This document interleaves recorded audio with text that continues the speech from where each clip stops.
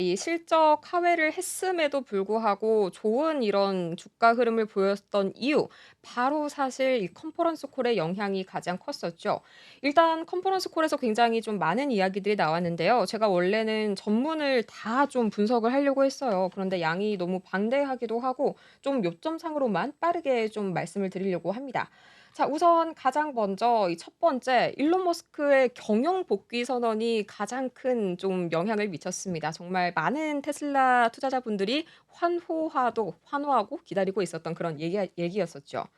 이 최근에 이 다찌 같은 외부 활동에 좀 집중하게 되면서 테슬라 경영에 소홀하다는 비판을 굉장히 많이 받았었죠. 이래서 다시 "나는 그냥 본업에 집중하겠다."라고 밝히면서 이 오너 리스크 해소에 대한 기대감이 정말 엄청 커졌고요. 당연히 이 CEO가 다시 한번 경영에 집중을 하게 되면 너무나 당연한 일이지만, 당연히 이 기업의 어떤 성장 드라이브에 있어서는 그만큼 좋은 이슈가 없겠죠. 당연한 거고요. 그다음에 두 번째, 이 테슬라 미래 전략에 대해서 상당히 좀 블루프린트 청사진을 구체적으로 제시를 했는데, 우선 로보택시 이슈가 가장 핫했었죠. 6월 오스틴에서 "로보택시 서비스를 시범 운영할 계획이다."라고 발표를 했고요. 또 저가형 신차까지 기존의 설비를 그대로 활용해서 생산이 가능하다고 밝혔습니다. 추가적인 비용 지출 없이 이 새롭게 매출을 창출하는 것 자체가 상당히 큰 요인이 됐고요. 그다음에 이 테슬라 로보택시 주목해야 되는 점이 이 카메라 기반의 순수 AI 시스템을 통해서 경쟁사 대비 생산 비용이 20%에서 25% 수준으로 이 향후 수년 내 시장 점유율을 머스크 피셜 이 90% 이상을 목표로 하고 있다고 밝혔습니다.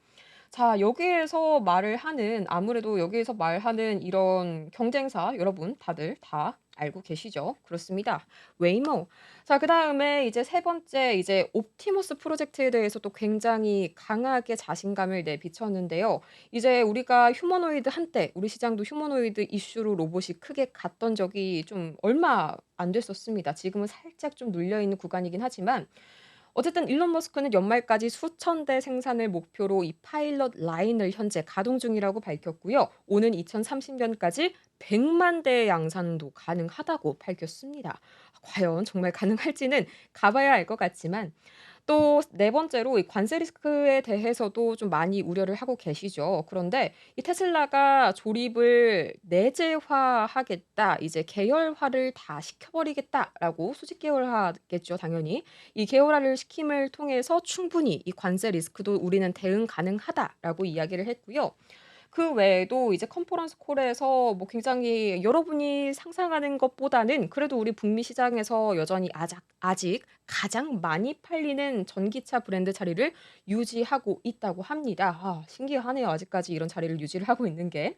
그다음에 1 분기 시승 건수가 역대 최고치를 기록했다고 이제 밝히기도 했습니다. 그렇게 유의미한 그런 시승 건수가 유의미한 자료인지는 개인적으로는 살짝 물음표가 뜨긴 하지만, 자, 어쨌든 배터리 공급과 관련해서도 굉장히 중요한 이슈가 나왔는데요. 우선 북미 내 차량용 이 배터리 셀 안정적으로 공급되고 있다. 그리고 이 중국산 LFP 셀을 사용하는 에너지 저장 부문은 우리가 5 월부터 적용되는 관세로 인해서 일정 부분 솔직히 약간의 부담이 예상이 되긴 하지만, 그걸 대비하기 위해서 우리가 신규 설비를 확충하고 또 비중국계, 중국이 닿지 않는 그런 공급망 확보에 주력을 하고 있다라고 이야기를 했습니다. 또 FSD 관련해서도 이야기가 나왔었죠. 뭐 올해 말까지 뭐 차 안에서 이렇게 스르륵 하고 잠이 들면 이렇게 딱 눈을 떴을 때 목적지에 도착해 있는 그런 수준을 올해 말까지 이제 구체화하겠다고 했는데, 시장의 기대를 끌어올리고 있는 만큼 그게 만약에 연말 가서 이루어지지 않으면 당연히 실망 매물 와르르 쏟아지겠죠. 자, 그 이외에도 거시경제적인 요인도 있었습니다. 너무너무너무 운이 좋게요. 트럼프 대통령이 갑작스럽게 이제 이 밤사이, 정확히는 이 테슬라 실적 발표가 났었던 그날 들어서 갑자기 우회를 하기 시작합니다.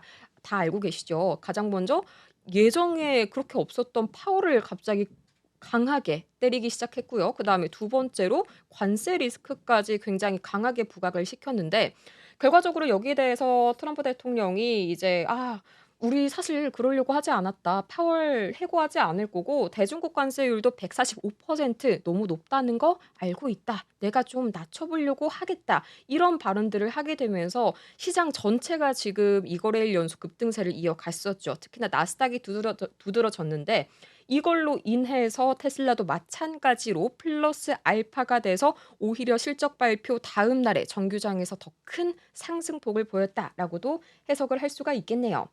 자, 이렇게 해서 이 테슬라 자세한 우리 컨퍼런스 콜에서의 내용, 그리고 어닝 이슈, 그리고 대체 왜 주가랑 반대로 움직였는지까지 방대한 이슈들 다 다뤄봤는데요.